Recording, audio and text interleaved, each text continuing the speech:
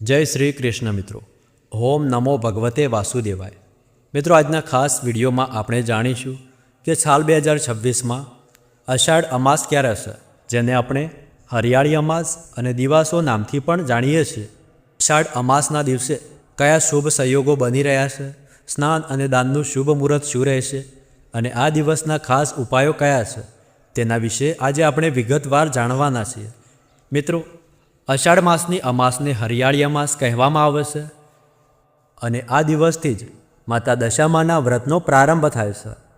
તેથી આજનો દિવસ ખૂબ જ મહત્ત્વપૂર્ણ માનવામાં આવે છે અને અષાઢ અમાસના દિવસે ભૌમ પુષ્પ નક્ષત્રનો દુર્લભ સંયોગ બની રહ્યો છે, જેના કારણે આ અમાસ ખૂબ જ ફળદાયી માનવામાં આવશે.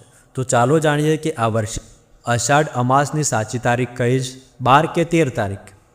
આ દિવસે કયા શુભ સંયોગો બની રહ્યા છે, સ્નાન અને દાનનું શુભ મુહૂર્ત શું રહેશે અને આ દિવસના વિશેષ ઉપાયો કયા છે.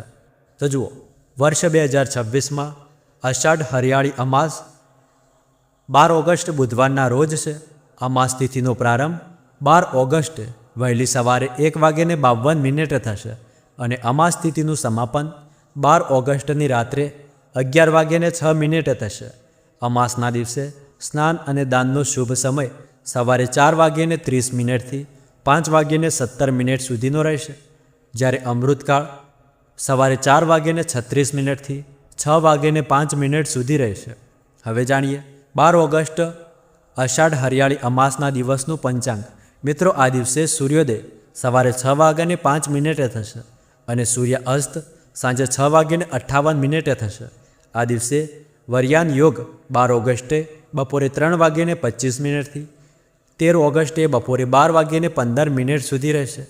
પુષ્પ નક્ષત્ર 11 ઓગસ્ટે સવારે 10:09 થી 12 ઓગસ્ટે સવારે 8 વાગ્યા સુધી રહેશે, જ્યારે રાહુકાળ બપોરે 12:31 થી 2:08 સુધી રહેશે.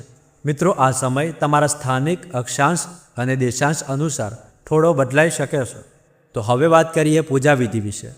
મિત્રો, આ દિવસે બ્રહ્મ મુહૂર્તમાં ઉઠીને દૈનિક ક્રિયાઓ પૂર્ણ કર્યા પછી ગંગાજળ મિશ્રિત જળથી સ્નાન કરો. ત્યારબાદ આચમન કરીને પૂજાનો સંકલ્પ લો. સૌથી પહેલાં ભગવાન સૂર્યનારાયણને જળ અર્પણ કરો. ત્યારબાદ ભગવાન વિષ્ણુ અને ભગવાન મહાદેવનું વિધિપૂર્વક પૂજન કરો. મિત્રો, આ તિથિને પિતૃઓની તિથિ પણ માનવામાં આવે છે. તેથી પૂજા પૂર્ણ થયા પછી પિતૃઓના નામે વહેતા જળમાં તલ અર્પણ કરીને તર્પણ કરવું, બ્રાહ્મણો અને જરૂરિયાતમંદ લોકોને ભોજન કરાવવું અને શક્ય હોય તો તુલસી, આમળા, કેળા, વડ, પીપળા અથવા લીમડા જેવા પવિત્ર વૃક્ષોમાંથી કોઈ એક છોડ અવશ્ય વાવવો જોઈએ. ધાર્મિક માન્યતા અનુસાર હરિયાળી અમાસના પવિત્ર અવસરે છોડ વાવવાથી પુણ્યની પ્રાપ્તિ થાય છે અને તમારું સૂતેલું ભાગ્ય પણ જાગી શકે છે. હવે જાણીએ ભૌમ પુષ્પ યોગમાં શું કરવું જોઈએ. મિત્રો, ભૌમ પુષ્પ યોગ મંગળવાર અને પુષ્પ નક્ષત્રના સંયોગથી બને છે. વૈદિક જ્યોતિષમાં પુષ્પ નક્ષત્રને 27 નક્ષત્રોના રાજા તરીકે માનવામાં આવે છે. આ નક્ષત્ર સમૃદ્ધિ, શુભતા અને સ્થાયી લાભનું પ્રતીક છે. તેથી જ્યારે પણ પુષ્પ નક્ષત્ર આવે છે ત્યારે સોનું, ચાંદી, વાહન, મિલકત અને અન્ય કિંમતી વસ્તુઓની ખરીદી ખૂબ જ શુભ માનવામાં આવે છે.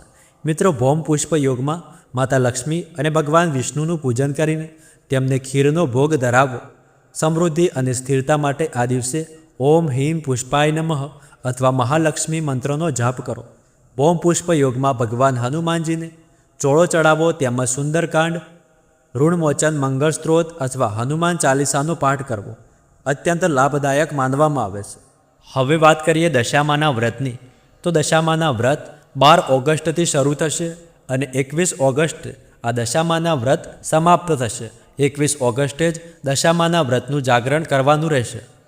જો મિત્રો તમે હરિયાળી અમાસનું વ્રત રાખો છો, ઉપવાસ કરો છો અથવા દિવાસાનું વ્રત રાખવાના છો, દશામાનું વ્રત રાખવાના છો, તો એના માટે અમારી સાથે જોડાયેલા રહેજો. અમારી ચેનલને સબસ્ક્રાઈબ કરી લેજો, કેમ કે અમારી ચેનલમાં તમને દિવાસાની વ્રતકથા, હરિયાળી અમાસની વ્રતકથા તેમજ દશામાની વ્રતકથા સાંભળવા મળશે. તેથી અમારી સાથે જોડાયેલા રહેજો.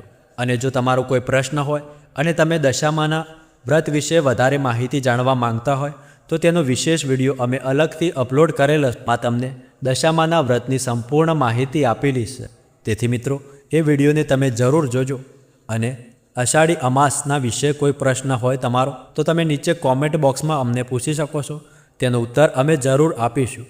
તો આજના વિડીયોમાં આટલું જ. મળીએ આગળના વિડીયોમાં. ત્યાર સુધી ધન્યવાદ.